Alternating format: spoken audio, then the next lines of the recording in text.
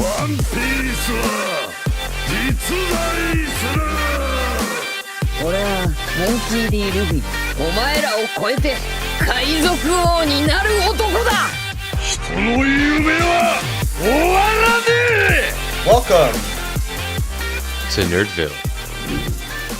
We'll never find a more wretched hive of scum and villainy.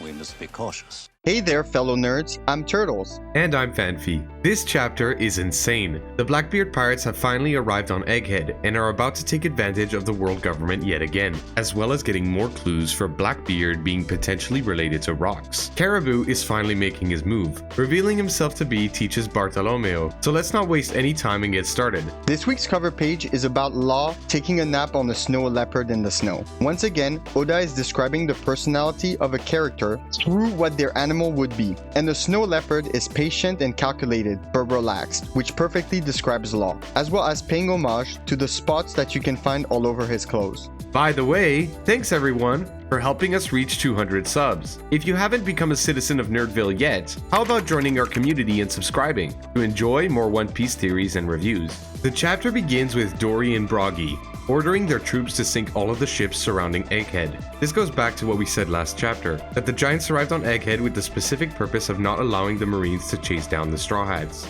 We see new members of the Giant Warrior Pirates, as well as Kashi and Oimo, who we had previously seen in the story at Enya's lobby. As the fight between the Marines and Giant continues, we are brought back to the Labostratum, where Usopp is observing all of this unfold. The fact that Usopp is the first to spot them is a clear foreshadowing on Oda's part for Usopp's importance in the future Elbaf arc. It is commonly theorized that Usopp will have a big part to play in the events that will occur on Elbaf, because of how much he identifies with the Giant ideology. They completely embody what Usopp believes in. We saw this when he encountered them for the first time on Little Garden, as well as this being reinforced in Enya's lobby even further. We can expect Usopp to obtain some sort of power-up during or after this arc. It would make sense. After all, what better moment to give him one than on Elbaf, where he needs to prove himself the most? It could be though that Usopp just inspires the Giants through his words and actions, as he usually does, like he did on Dressrosa. But Oda did tease that he had a high affinity for observation hockey in One Piece Film Red, as well as Dressrosa. The fact that Nami mentions that Oimo and Kashi are probably the ones who went to go and get Dory and Broggy makes a lot of sense, since the last time we saw them, Usopp informed them on their captain's whereabouts. Usopp is obviously very relieved, since he was afraid to miss them on Elbaf.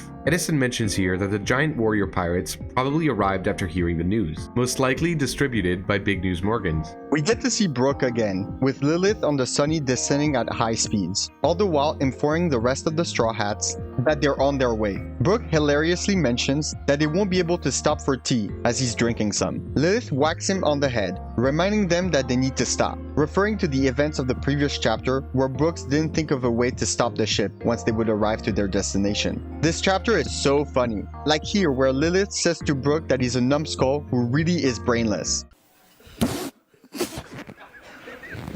Meanwhile, Jinbei is on his way to find Zoro to leave the island. Speaking of which, we cut to Zoro and Lucci's fight, which is still ongoing. Damn, Lucci is much more impressive than we ever thought. But maybe Zoro isn't going all out, but why wouldn't he? He needs to get out of this situation as quickly as possible, cause like Lucci says, he's a burden to his crew right now. They are waiting for him after all. But as we said when this fight started, they would be evenly matched, since we could surmise over the time skip that Lucci got even stronger too. And we thought that he was probably a Yonko commander level, which given the duration of this fight seems like a pretty fair assessment. We can assume that Zoro is probably going to win, given the confidence in his last statement to Lucci, or Jinbei will arrive to speed things up, and help Zoro not lose his way while returning to the ship.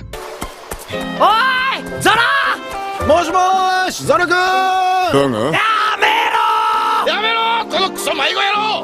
We return to the other part of the island, where the pacifistas are fighting the battleships. The Marines, however, are starting to take the upper hand. We also get a name reveal on the Vice Admiral with 5 chins. He's called Red King, and he's understandably frustrated and humiliated that the Marines have been held back from entering the battlefield by their own weapons. We return to the main battlefield, where Luffy is jumping in the air in the Nika pose, as he calls Bonney up by name. While you might not find this extremely important, there are very few characters in the story whose name Luffy tries to remember. That's usually where the difference lies between acquaintances or rivals as opposed to friends. Obviously, this applies to all of his crewmates. and unofficial crewmates like Vivi, Laboon, Momo, Kinemon, and Yamato. Luffy needs to form a deep connection with you for him to refer to you by name usually. We saw this with Hancock, where when she decided to help him infiltrate Impel Down, that's when he started calling her by her actual name, instead of Hammock.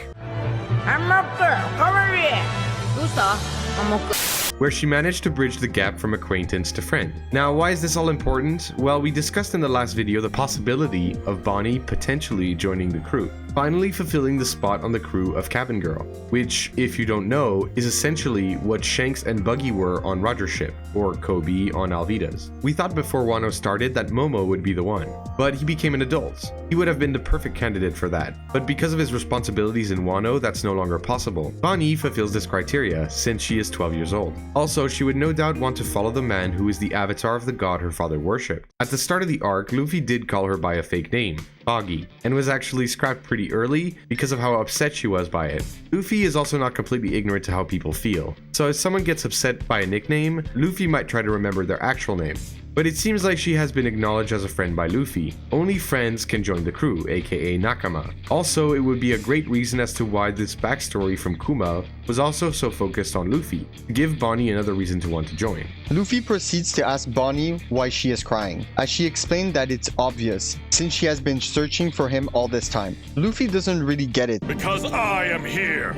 and she explained that she didn't know he was Nika. Luffy hilariously responds, Nika? "What is that?" He says he saw Bonnie's weak punch earlier. Bonney explained that she was trying to go for a big rubbery attack like him, and asked to show her how it's done. Here again seems to be adding onto our point, that Luffy seems to be mentoring her a bit, with him agreeing to show her by punching Saturn. We finally got to see a Gear 5 version of Gatling, Booming Dawn Gatling, and it seems to be doing major damage to Saturn. Luffy is referencing Dawn a lot in his attacks. This is a reference to the prophecy in One Piece of Toki, Momo's mother. You can also find this reference in the lyrics to Bing Sake. We were talking about it earlier while reading this chapter, but it could be possible that the Dawn is what the D stands for. I'm sure that we're not the only ones that have thought of this, but we always assumed that the D was the smile that they all seem to do. Luffy's Gatling was devastating to Saturn, sending him flying through multiple buildings. As Bonney and Frankie try to move Vegapunk, he reminds them that he's grievously injured, and moving him in such a state will no doubt cause him to bleed to death. We have said many times on this channel that Vegapunk seems to be marked for death,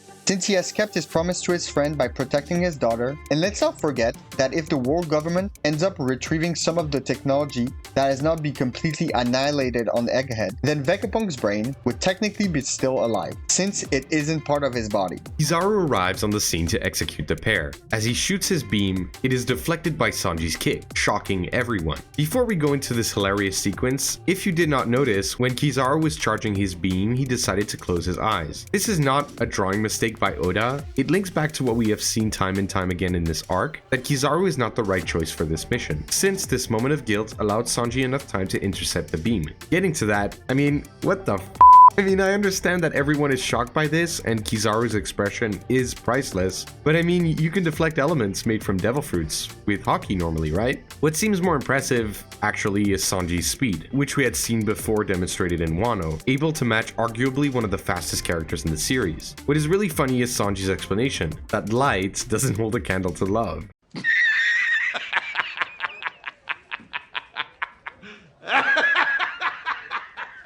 Kizaru's response is just so hilarious, where he states that if that's true, they will have to scrap the physics books and start from scratch.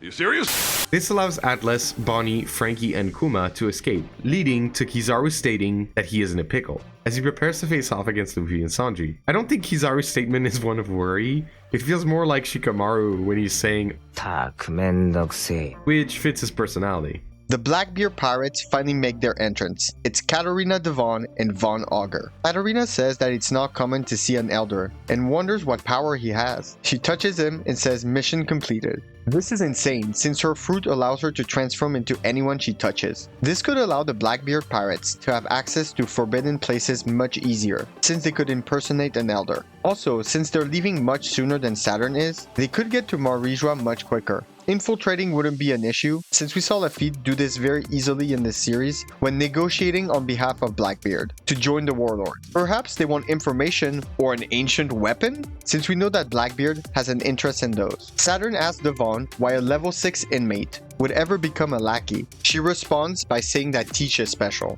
Saturn adds, so is his lineage. Katarina is surprised that the elders are aware of this. We always thought that Teach was different, but now it's confirmed. Although we don't know exactly what lineage it is, we have 3 different options that came to mind. 1, he is related to Rox, which is plausible, since he already seems to have inherited Rox's will, and speculation about this has been talked about for a long time. As we said many times, we can see this through his references to Rox, like his ship the Saber of Zebek. And with what Katarina just mentioned with their goals to become king of everything, this is what Rox also wanted to become. Blackbeard is currently 40 years old in the story, which we know matches up with when Rox was active.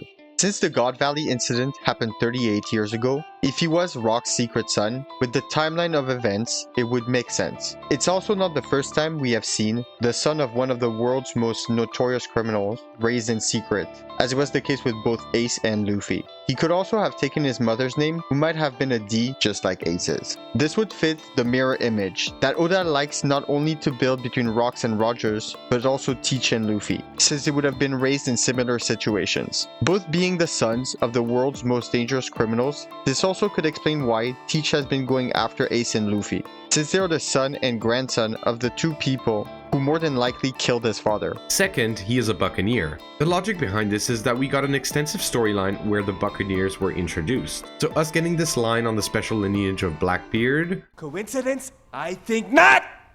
It was said that the Buccaneer bodies are different and extremely resilient, which fits with Teach, as time and time again we've seen him take immense amount of punishment without actually going down. There's also what Marco said at Marineford about Teach's body being special. Also, his size as well as frame of his body resembles Kuma's quite a bit. Vegapunk also mentions that what makes Buccaneers special goes beyond physical prowess, as we've seen with Kuma still having enough willpower to save Bonney, even though he was an empty shell. Perhaps this special lineage factor of the Buccaneers is what allows Blackbeard to hold multiple devil fruits. The last option is the D lineage. These are very infamous in the story, but here Saturn says you know about his lineage. This could mean that her and the Blackbeard pirates know the secret behind the Ds and their crazy power. The Ds seemed to be more of a clan, a group of people from all walks of life, but it could be that they are part of some special ancient race, older than even giants. After all, these seem to be present in both giants, since Joy Boy was likely one due to the giant straw hat in the Forbidden Chamber, and humans, as we have seen multiple times throughout the story. These are always making an impact in the world, and Teach is no exception.